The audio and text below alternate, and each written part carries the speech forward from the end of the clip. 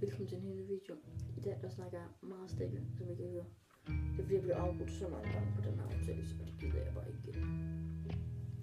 Det er en mikrofonbestand, der er tænkt, jeg spørger. Det er sådan en popfilter, man kan købe til.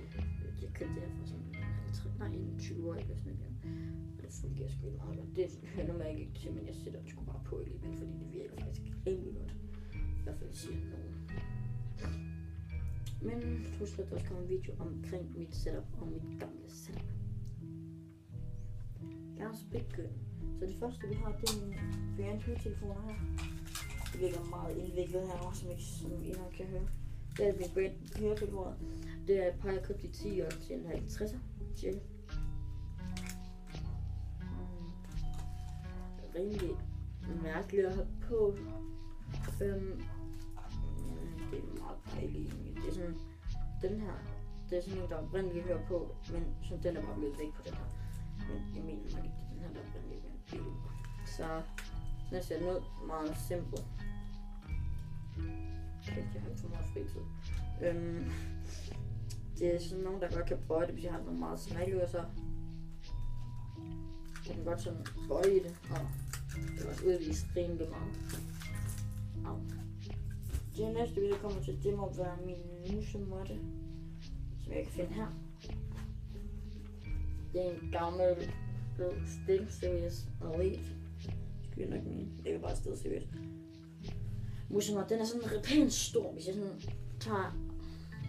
tager min hånd. Den er pænt stor faktisk. Der er i hvert fald plads til en mus, den kører, men der er slet ikke til, når den ligger på bordet, så ligger den bare. Det bliver for meget. Næste kommer til, det er min mus. Min mus, den Power Run mus. Den er købt. By the way, mit headset sagde, hvis man købte i 10'eren, og det passer også af min musemåtte, fik jeg en mine venner. Den her, det er en Power Run mus, og den burde stadig virke. Jeg er ikke sikker på, om den stadig virker. Men den er købt i Ekspert for en 10 eller 30 kroner. Skyd på ringen 20 og en 50'er. 20 og 50 i mængden. Det er en rigtig lortemus. Den ligger ikke specielt godt i hånden. Men igen.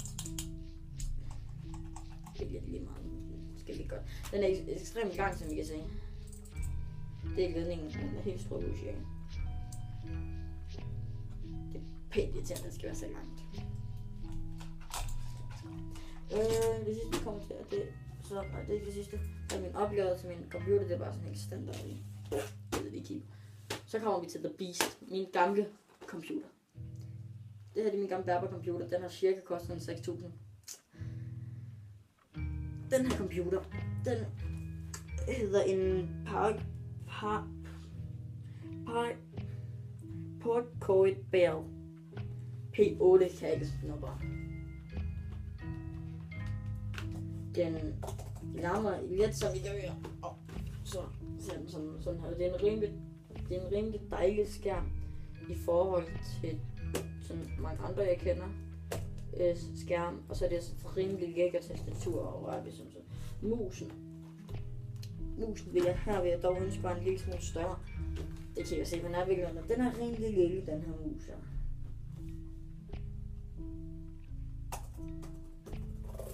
Det er sådan noget rimelig dejlig computer, man kan sådan. Det er da også lidt til den der. Nemt komme til at hænge en tast af. Skræk.